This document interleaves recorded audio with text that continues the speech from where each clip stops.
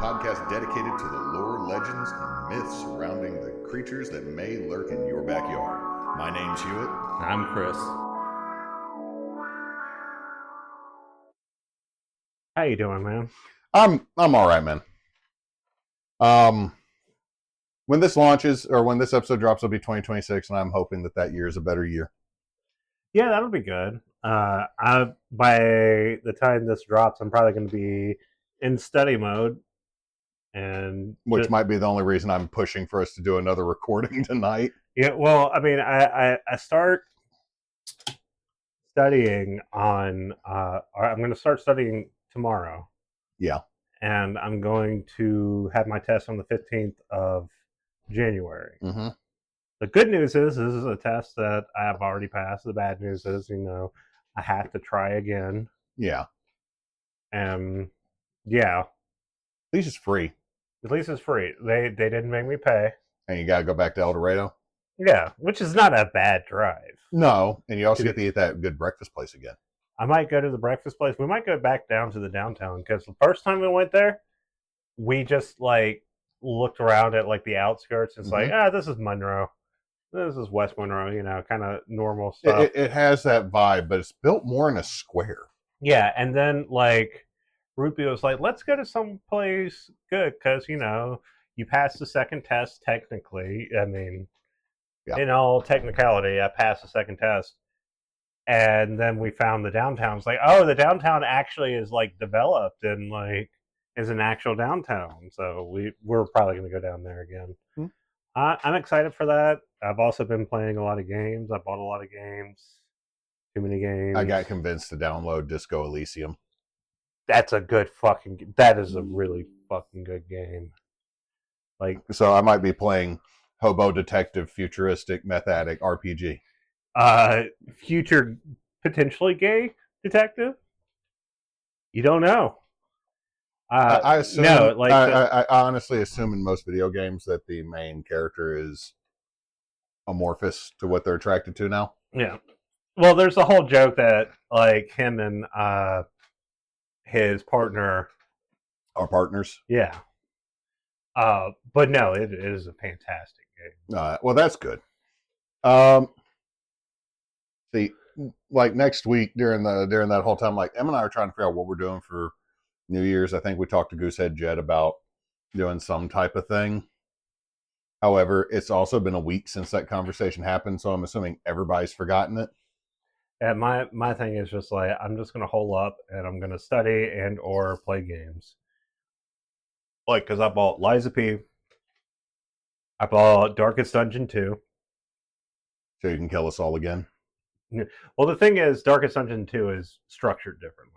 So it's you can't name the heroes in that. Oh. It's the same sort of archetypes. You have the Plague Doctor, the Vestial. I don't think the Vestial's in it, but you have the Grave Robber and things like that. But they have their default names. You can't change that. It's more roguelike, where you just go on an expedition and die. You just keep going until you die, and that's how you progress. But I got that, Slay the Spire, and yeah, lots of games. Game-wise, I'm still going through Final Fantasy Tactics, and I've made the first 2 chapters. I need to go back and make the chapter 3 supercut. Then I'll go back and do a chapter 4 supercut instead of live streaming it.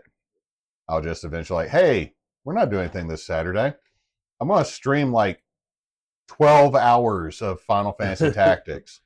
Just stream it. Just throw it out there. Why not? Just do a let's play. My favorite part in that is I'll have domain-free music play and then accelerate the footage to 1,000 times its normal speed of grinding montage.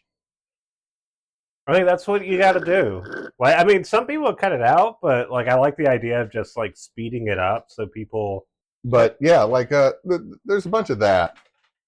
But remember how when we did our 200th episode, I like how I was listening to the episode after the 100th episode, and we still refer to it as the 200th episode. Yeah. So we recorded that after the 100th episode. Yeah, we did that. How I talked about I was going to start knocking out some plantations. Right. Oh no. Yep, I'm starting it. Okay. Starting it. So have you ever heard of Houma House / the Houma's Plantation? Homa House / the Homas. Mm-hmm. Sorry, future Chris. I was given a peanut butter shake. I've never heard of this. I've heard of Houma. Okay, there's a city named Houma named after the Houma Indian tribe. Yeah. I should say Native American tribe. Same situation here, named after the same tribe. Now, I want to go ahead and get this out of the way. Is that it's also known, okay, so the Houma House is also known as the Houmas and the Burnside Mansion. So I had to Google a bunch of different names to get some of this history. But for such a prominent plantation and tourist destination, it has some major holes in its history. The paper trail gets a little bit fuzzy. Ownership gets a little bit fuzzy. And in general, there is a lot of hearsay versus actual fact. So it's one of those places where it's like, we have some recorded evidence, and then just it falls by the wayside. Some of it, but also some of it is very much the story. So the history. Houma's house. So start off. Houma House is located at 4136 Highway 942, Darrow, Louisiana, 70725. That's the address. So it's named after the Houma tribe, not necessarily Houma. Right, and okay. Understand the Houma had a very large. Yeah, like it's about like 20 minutes outside of New Orleans on the Old River Road. So Highway 942 is also known as Old River Road. Now the thing is that Old River Road, or Highway 942, is the old highway between New Orleans and Baton Rouge. It follows the Mississippi River. So it is bendy, windy, curvy, worvy.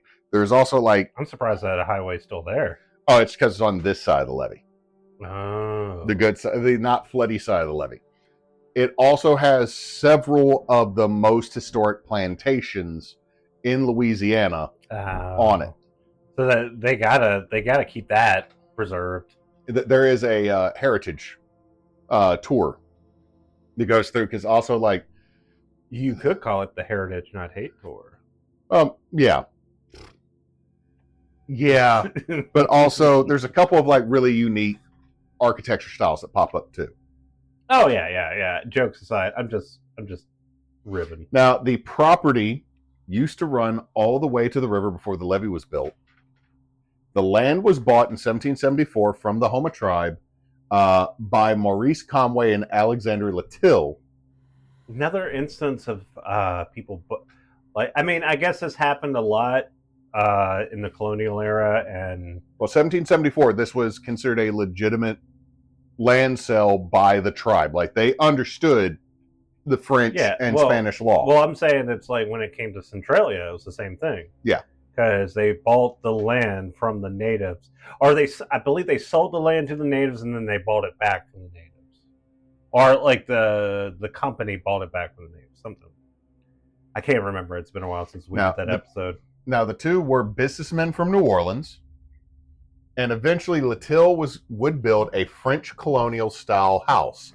It is believed, a lot of people say it's the case, but there's also some records that maybe it's not, that the back portion, the oldest portion of the Houma plantation, is that cottage built by Latil in the 1770s. 2-story, definitely doesn't match the rest of the architecture. Now, the thing is, he built in the French colonial style, and here's the thing about the French colonial style, because we've mentioned other styles of architecture, it is more of a school of architecture that arose in French colonies around the world than a set. These are the elements of it, because French colonial in Vietnam and French colonial in Africa and French colonial in the Americas all looked different, but they're all considered French colonial style. Like, I could not narrow down like a one sentence description of this. Yeah. I mean, I would assume it's like a vaguely French thing that's colored by the cultures of that area. It is, but also there are some elements that are distinctly like it's 2 stories, the pitch of the roof, those things kind of popped up. Yeah. Like building materials, like French colonial in Quebec and French colonial in Louisiana are not the same. Yeah. Generally. Just as an aside, when I went into what's the Vietnamese place here? Paris Banh Mi. I go in there and I'm like, is this like a fusion place? There's a lot of French shit. And then, like an idiot, I realize, oh yeah, I think I've told this story before on the fucking podcast, like a moron. You forgot France colonized. Yeah, it's like, oh yeah, they do the French shit because they call it a. Oops. Banh mi uses French bread. They have all this. Now I want Paris Banh Mi, man, and it's freaking like 9:00 at night. God, I hope that place survives because every time I go in there, it's like it's not like super busy. They have a lot of pickups. Okay. Now, in 1803, John Scott built an attachment to the original French cottage on the property in the Federal style. Again, very quickly afterwards, Daniel Clark would buy the property. In 1807, Clark fought territorial governor Claiborne in a duel on the property, and Claiborne was wounded but not killed. Oh, so when you talked William about when Claiborne, you did, when you talked about St. Louis #1 and Claiborne being buried there, Claiborne got shot at the Houma House plantation over a disagreement. Oh my God, man, you know what? I think we already did like the 100th year episode, but I think next year we really got to wrap in like characters and like we need to like Lafitte. Yeah, we got it. Okay, we did a little bit of Lafitte, and I feel a little bit iffy on the Lafitte episodes. To be fair, to be clear, I think that's because Lafitte wanted everybody to be a little bit iffy about Lafitte. Well, I'm just saying I feel like I could have done better, but we need to have our own Backwoods Obscura cinematic universe. Which is just history, really. So when Thanos drops, all of a sudden the portals, and it's John Lafitte, Marie Laveau, Madame Delphine Lalaurie. God, this makes me want to kill myself. Saint Germain. I wish I did not say what I said, and now I'm having to picture so many Lutons. I'm having to picture the sin that I've created before us. The Rougarou just comes out holding a beer. A kangaroo that is very misunderstood. I realize this is the most millennial thing we've like gone on. Oh God, I hate it. Booyah. I hate this. I hate this so much. So by 1811, Revolutionary War General Wade Hampton bought the property and began to renovate it. I want you to understand something. Revolutionary War General Wade Hampton was one of the largest landholders in the South, with multiple 1,000-acre plantations across 5 states. This dude were money. So he's like the Jeff Bezos of owning slaves. Yeah. He That's a sentence. I just said that. Yeah, he's the Jeff Bezos of owning slaves. Just Bezos. Hold my beer. I mean, you know what? They want to do company towns again. They're trying to bring it back. No, that they're illegal. We don't need to. Now, by 1835, he had died and ownership passed on to his son, Colonel Wade Hampton II. However, the property at this time was worth $1,641 or $60,438 today monies. So I want you to understand something. $1,600 was $60,000 today money. So let's do that translation. Like shit. Now, Junior left the property to his 2 stepsisters and his stepmother. Because he was like, I'm in South Carolina and I'm handling the other properties. Yeah, and those days it's father's new wife and children can have the one in New Orleans as well as the New Orleans season home. Which, again, in those days it's like there's no real way to like communicate effectively instantaneously. Like it's not even that. He didn't it was a sugar plantation. As long as he was still making money off of it, he didn't give a shit. He wasn't going to leave Charleston. Like, and he didn't go to his other properties either. But like, to understand something like we've mentioned on the podcast before, the wealthiest individuals in the South during the era of slavery owned multiple plantations, had multiple plantations, and like I just said, left them the home in New Orleans, the season home, because you would go to New Orleans for the season, winter. Right. Fall and winter and early spring before it got... Because it'd be merely brisk. It's not just merely brisk, because yellow fever would go down, malaria would go down because mosquitoes are dead. And then you would move back to the plantation house, the estate, during the late spring, summer, and early fall, because then you wouldn't be in the miasma of the city of New Orleans. Yeah. Same thing with like Atlanta. Like when we talked about McRaven House, they had a plantation on the Mississippi River outside. Like the plantation they owned, which I believe is Sunflower Plantation, I have to double check that, is not far from Houma House. It's on the Mississippi River between Baton Rouge and New Orleans. So these people had multiple homes across the whole South. Like when we talk about wealth today, it's not new how these people acted. Yeah. Like, I mean, the thing is, I assume everything that, like, you know, you see these tech CEOs, these billionaires doing.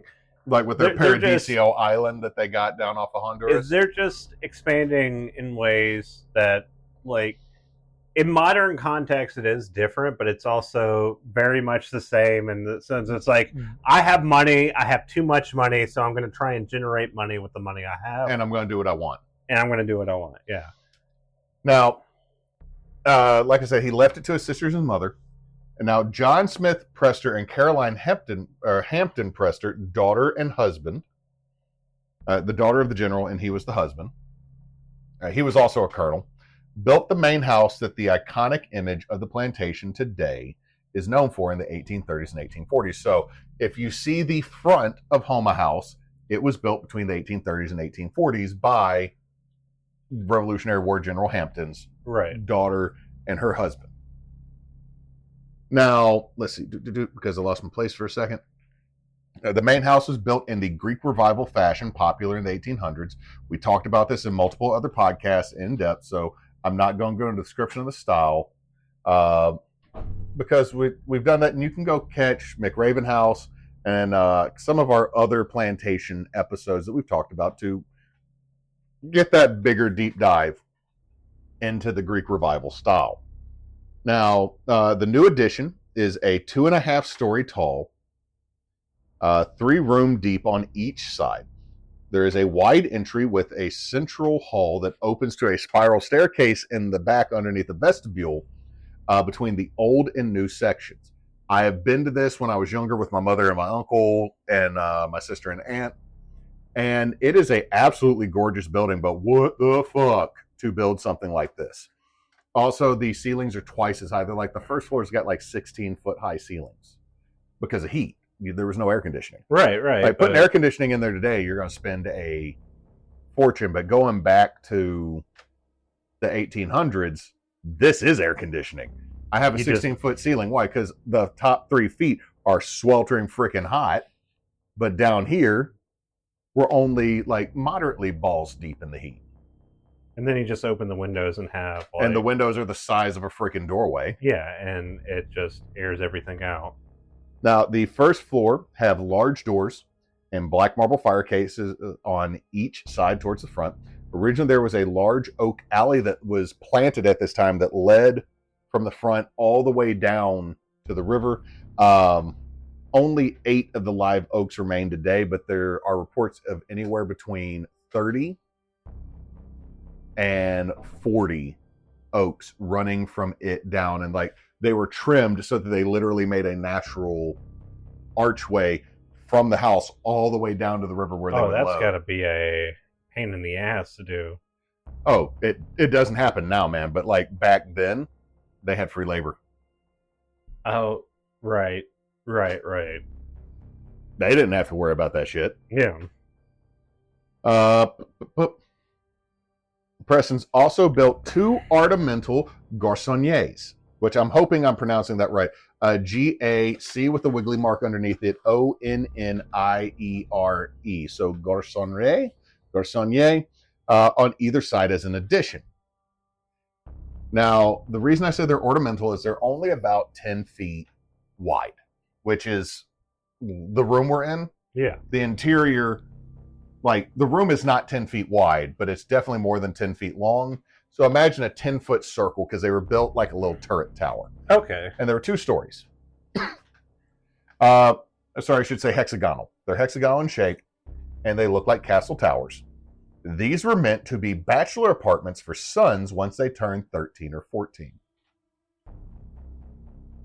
Garçon is young man or boy in French. Right. So they were meant to foster independence. It was in Creole, Louisiana. It was a statement of wealth that you could build your son their own little spot, their own little apartment. Now, also connected to this, let me make sure I read through my notes. Okay. Also, I didn't put this down. Like, if you ever see like the stairwells going from the really steep stairwells going up to the attic of an old traditional Creole style house, the fucking danger stairs. Yeah, the danger stairs that go from the porch to upstairs from outside.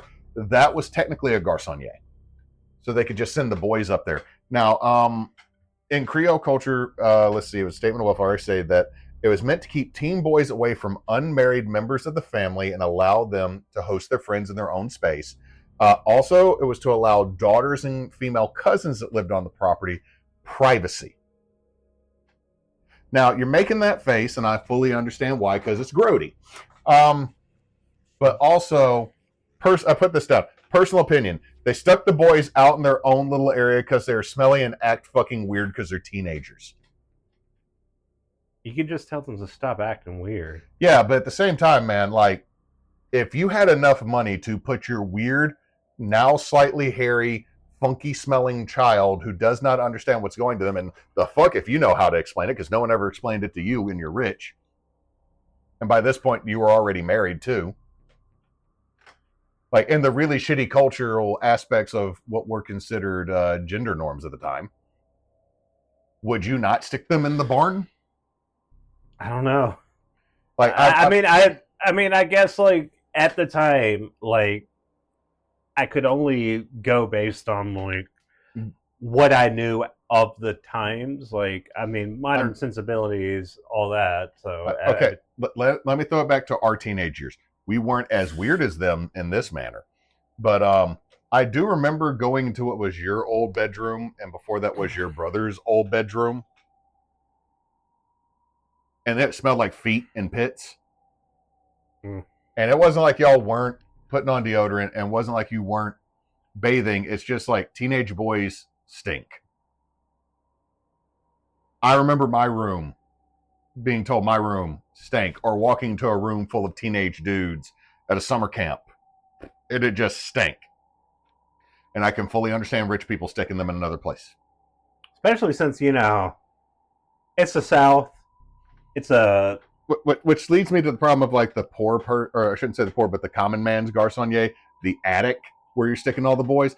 That just seems like a worse idea, because that seems mean, really. I mean, like, I just feel like it's nothing but butt, balls, and feet in that part of the attic. I can only imagine, like, you're in the hottest part of the house,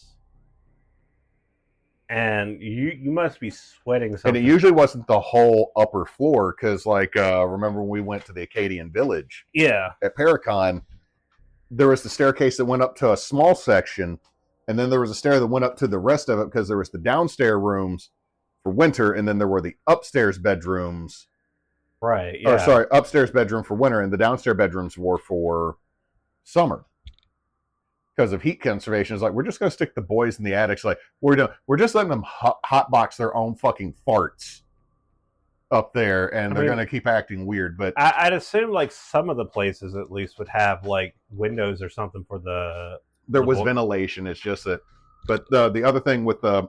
I didn't write this down in my notes, but one of the other things they put is often with some of the... Like, in France, when garçonniers were first built, they were already technically engaged or married to their spouse, but it's like you're both like between 11 and 14. So you can't live with each other, but she might still live on the property. So you're married, but you're not technically able to conceive. So we're going to keep you apart because y'all are going to be horny as shit because you're stupid teenagers.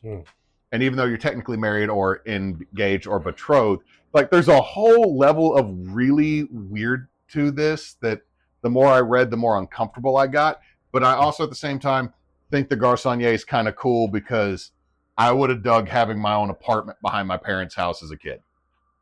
I mean, I think that aspect, anyone can agree that's like, okay, cool. I don't have to, like, if I'm like 12, 13, 14, I have my own space. I could play Xbox till 1 a.m. Fuck you. Yeah. It probably wouldn't work as well in modern times just because, you know, kids have obligations to go to school at a certain time. And I mean, and to some degree, you're right. But at the same time, I'm going to say this. I also feel if you have your own apartment and you have a girlfriend, that too, and someone's not paying attention, like everyone's like, oh, they didn't do that in the olden days. Oh, yeah. Why do you think they had bundling bags that they made a reference to in the fucking Patriot? We're going to stitch you into bed next to her so you know it's like the sleep next to each other, but you can't get out. And then all of a sudden that marriage got to happen a little bit quicker. Somebody's stitching weren't that good. Also, burlap can be cut. People are so fucking... Where, like, sexual repression and, like, colonial America are just, like, in European America. Or European America? European countries, it's just... Are like Christian. Like, okay, we already have to kind of put this out there. Because I think we've mentioned it once or twice. We're like a very sex positive podcast. Not because we're like, hey, everybody, go out and fuck. But no, it's like teaching a healthy understanding and how to act. Yeah, and also how to be respectful.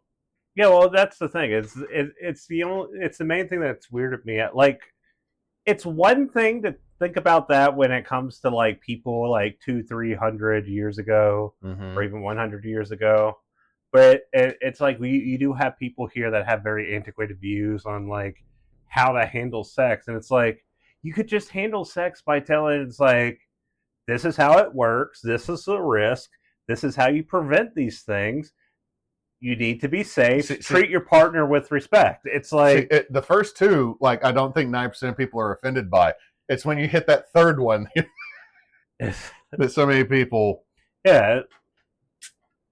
Any case, before we get on this one, the real cryptid of Judeo or Western Judeo-Christian sexuality norms, and turn this into like a really weird podcast.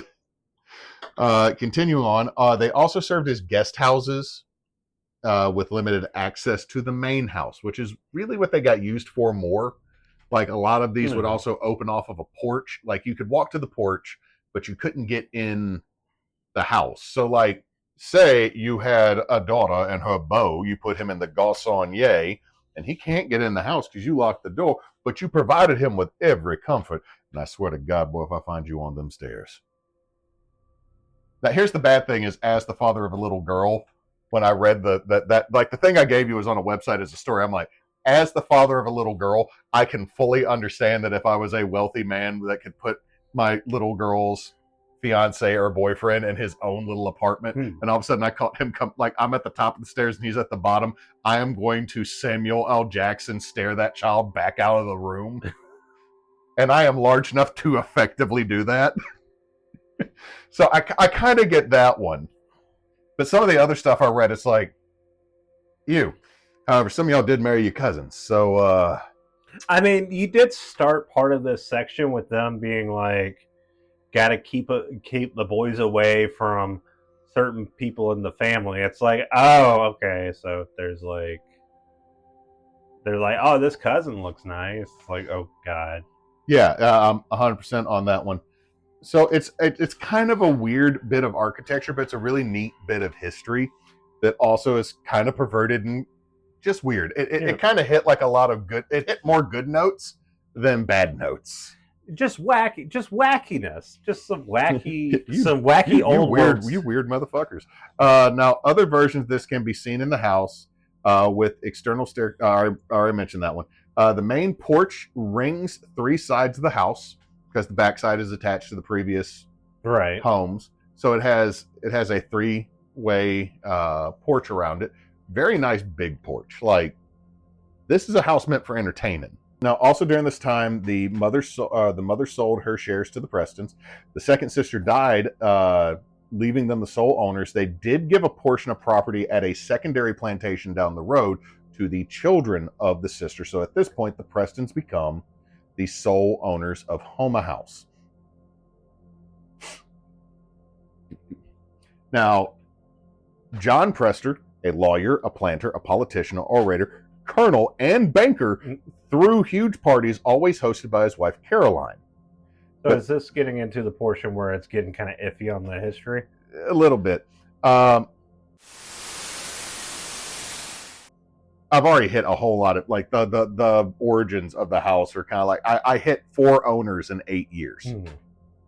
So Caroline would always host it, and they would spend their winters here at the plantation, because also the home in New Orleans was sold with the plantation to the sisters' children. And again, it gets murky here. In 1858, the Prestons sold the property to John Burnside of the Burnside Company, or Burnside and Company, for $1 million, 1858 money. I did not do the conversion, but if we could say that 1,000 equals $60,000, you can imagine a lot of money. It's a lot of money. $1 million, 1858. Now, the sale included 12,000 acres and 550 slaves. The plantation itself sits on 35 acres of personal enjoyment use. The rest was sugarcane, cattle, and produce fields. So there was never a cotton plantation. It was sugarcane, other foods, and cattle. Because it's really weird that certain parts of Louisiana actually have a prairie. Are you sitting here about doing the calculator? Yeah, kind of. Let us pause, gentle listeners, because I want to see Chris hit our inflation. 1850. 1858. And how much did you say? 1 million. Okay. Oh yeah, it doesn't do it on that one. The Bank of England usually goes back. It does. You know what? We're going to say it's a lot. It's a lot. I want you to understand this. When Burnside bought this, he became one of the largest slaveholders in the state of Louisiana with 550 slaves. Just from that. There were 550 slaves at Houma House. Okay, so that is like, and this isn't minimizing 12,000 acres in and near Ascension Parish. There were plots that were a mile, like there were 5,000 acres not connected to the plantation directly over near Darrow. There were more acres closer to New Orleans. And this isn't minimizing slavery to say that like most places didn't have that many slaves. Mm-mm. Remember when we talked about Magnolia, it was 6,000 acres. Yeah. When we talked about Nottoway, they had 220 slaves, and he was one of the largest slave owners in the state. So like these areas, so these plantations kind of represented the worst. This is the wealthiest 1% of the state's population, and really they are in the 1% of the South's population in wealth. And the thing is that this wealth is tied up in people. Because once you each one of these slaves was probably bought from between $1,600 to $3,000 a piece, unless they were born on the property. So which is something someone like these people would aim to have, is like born slaves. Right, because they're... God, that's so fucked up. Technically, it's free. That's the way they're looking at it. Like, I paid $3,000 for these two. And I hope to God that they'll hook up, because then I'll have a whole bunch of free. Like, the whole mentality's fucked. Like, you take it slightly different than me, because I try to come from a historical standpoint with this. Like I said before, like, I'll just throw it at people raw with this, and then if someone gets upset, I'm like, yeah, you're right to be upset. I'm coming at this from a historical standpoint, because if I start thinking about the human aspect of it right now, I'm going to try to fight a ghost. I'm just going to go to Houma House and be I'm going to go to Houma House. I'm going to cover my knuckles in iron and just start punching. Just punch in the air. Iron and silver. Like, hey, you fucking racist motherfucker. So, I hit a ghost. There's ectoplasm everywhere. It's so like I said, everywhere. The personal grounds of the house, not the working fields, is a 35-acre property. Right. And then there's another 12,000 acres. Jesus Christ. Like, just logistically. It's a solid chunk of Ascension Parish as well as a little bit of another one. Continuing, the cell, I already did that. The plantation, I already did that. Burnside was born into poverty in Ireland and managed to come to America and work his way up to wealth in the dry goods store ownership in New Orleans. Like he did dry goods. He came to New Orleans with a partner, became one of the wealthiest dry store guys, and then decided, I'm done with dry goods. I'm selling this. I'm going to become a sugar baron. I'm just going to be like one of the worst people you can be. Now, he built 4 sugar mills on or near the property. He bought other plantations in Ascension and St. James Parish, increasing the land holding of Houma House to over 12,000 acres. We're starting to get to 16, 17,000 acres. We're getting to like larger than the papal, bigger than Vatican City acreage by a very large amount. To be fair, that's not hard to do. No, Vatican City, I think, is 1 square mile, maybe 2. Yeah, it's not very big. No, it's dense, though. I'm just saying, is like they have more land than a country. Like we're getting to be like, how much land's in Monaco? Kind of situation. Like again, that's another city-state. But, and we've already mentioned before when we've talked about Nottoway, sugarcane plantations are rough. Life expectancy is less than 30. Aren't you prone to like infections? Well, I mean, we remember when we looked at sugarcane knives. It's basically a machete with a hook, and you're alligators out in, and snakes and water. Yeah, you're out in the water, and it's not like clean water. It's stagnant, swampy water. Your feet are going to get nasty. I mean, it is the life expectancy on a sugar plantation. Like I said, was like less than 30. Now, by the Civil War, he was producing 5 million pounds of sugar a year. By the Civil War, he had over 700 slaves. I think it was 760. But he had over 700 slaves. He was one of the largest slaveholders in the state. Like there's only 2 above him. He was one of the largest slaveholders in the South. So he went from being like, I'm just a humble worker. I'm just a part Irish boy. The biggest piece of shit. One of the biggest piece of shits. Just now, do you want a funny fact about Burnside that will give you just 1 iota of respect? He had no sideburns. No.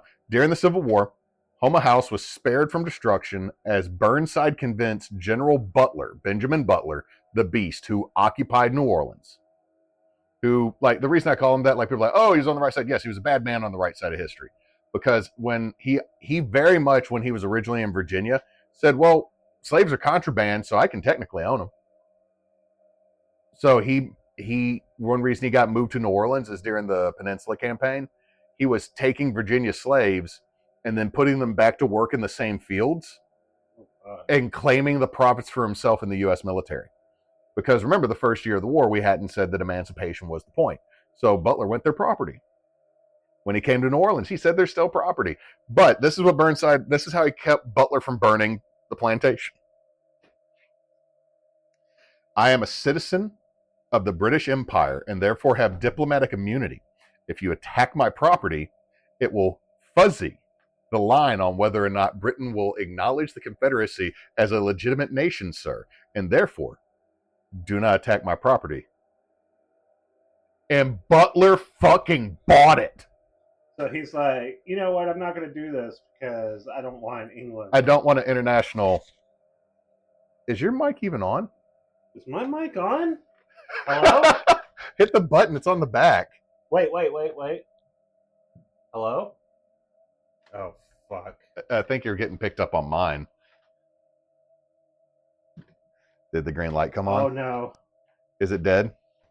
Okay, I think it was... this is going to be a fun episode. God damn it. So, yeah. I mean, hold on. You're about as far away as Jed and I were when we did the recording in the back of Spencer's car. Yeah, so... It might not be that bad.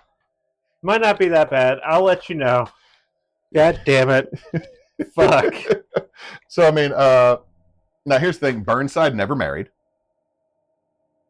And Houma House passed to his business partner, Oliver Bierne. Bierne, B-I-E-R-N-E. Bierne.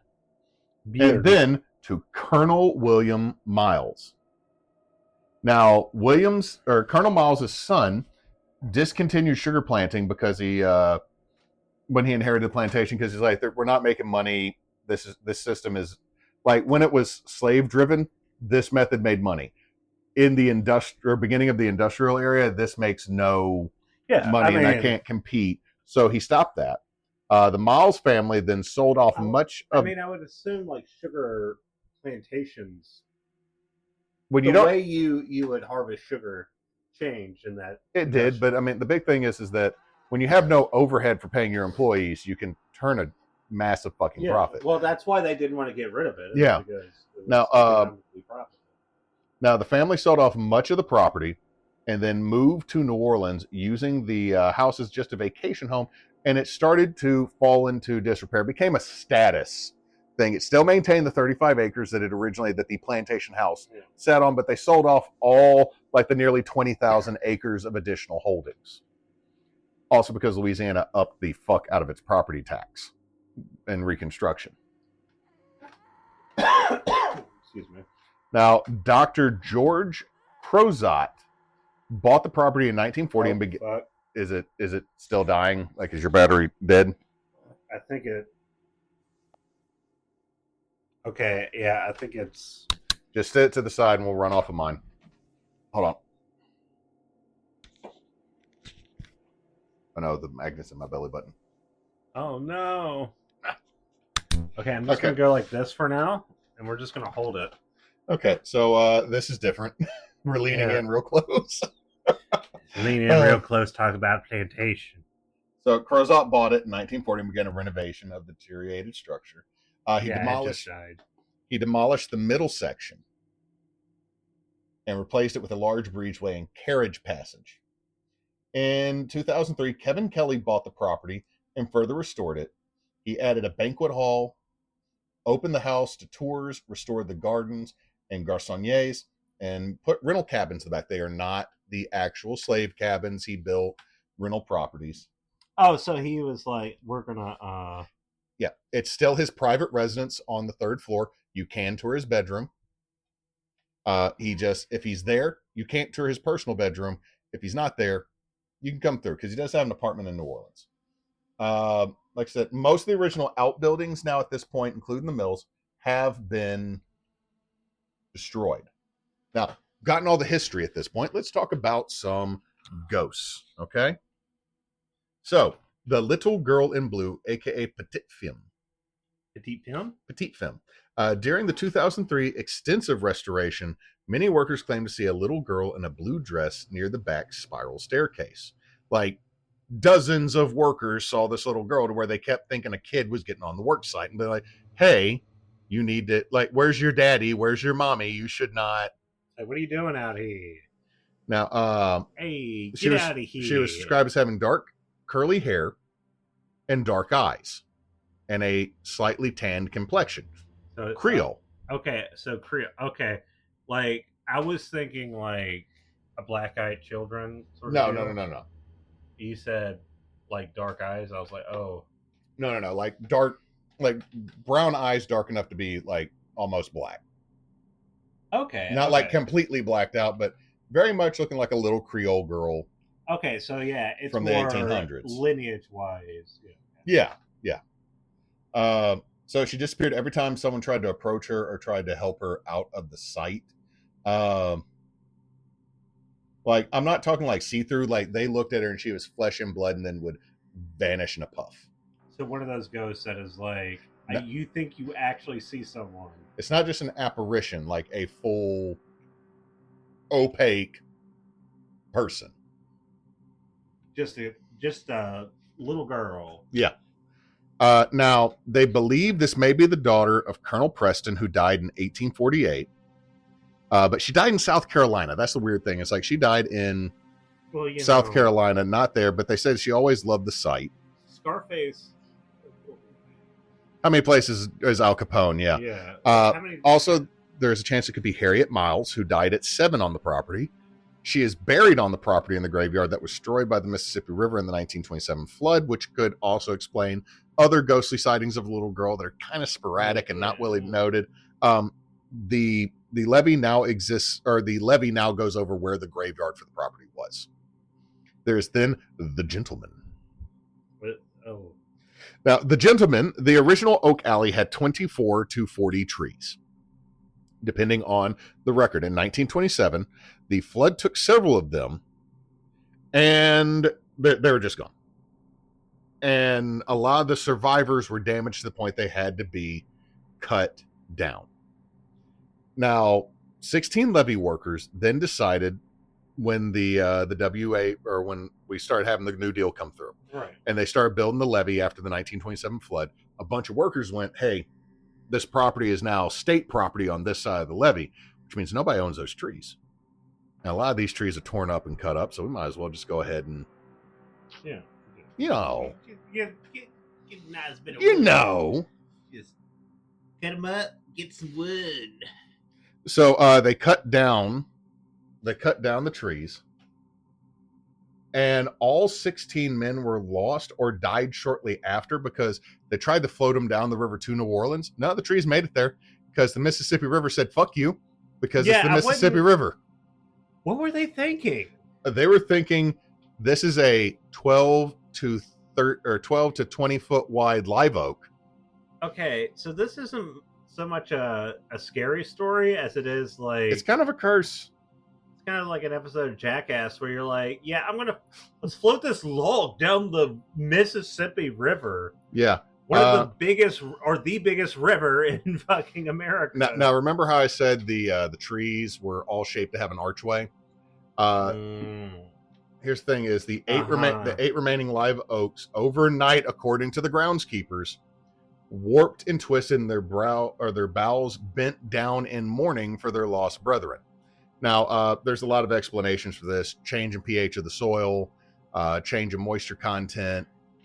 There's a whole lot of things, or just the number of hurricanes they hit. Yeah. Eventually, the tree just drooped, but the archway was lost.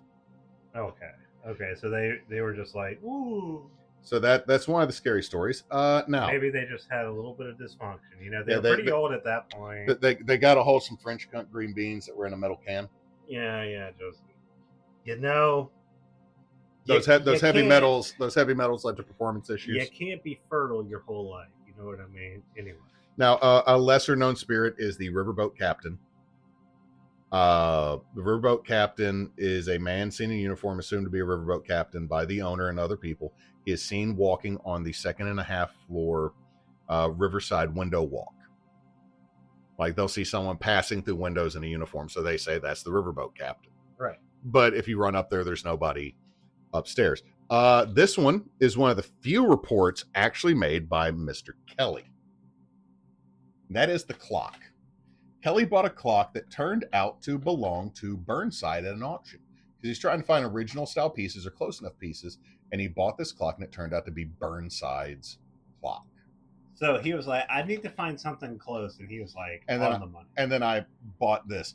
So he had the clock restored and returned it to Houma House, and it was unwound. The pendulum was not in it, and it started to chime. Oh, I don't like that. It started like he put it in. No pendulum, not wound, and all of a sudden, boom. Boom. Yeah, and this is like a grandfather clock, he said. He then ran out of the house when he heard a man's voice in his ear saying, hey, come to New Orleans with me. I got a place in town. He said, I'm not sleeping here tonight. He left, and it took him about 3 days to go back. Like, he sent workers to keep doing the renovations, but he's like, I'm good. This is, like I said, this is really the only supernatural story coming from the owner. Like, the owner said, like, there's stories of all these ghosts, and he's left drinks out for ghosts. Like, he's like, there's supposed to be one that like bourbon.